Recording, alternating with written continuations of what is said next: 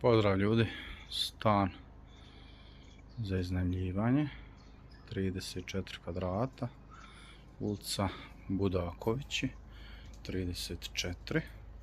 Ovo je znači stan, ulazimo tu, to je kao neki predulaz.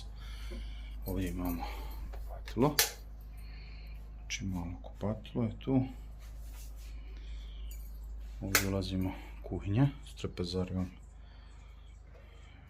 Tu kuhinjica. Ovdje imamo malu ostavu i frižider. I ovdje imamo sobu.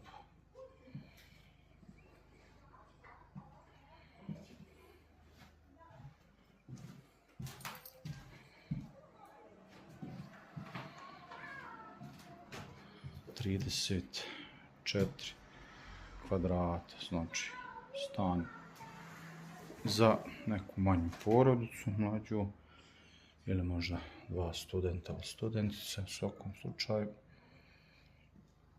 Stan se renta na mjesečnoj bazi.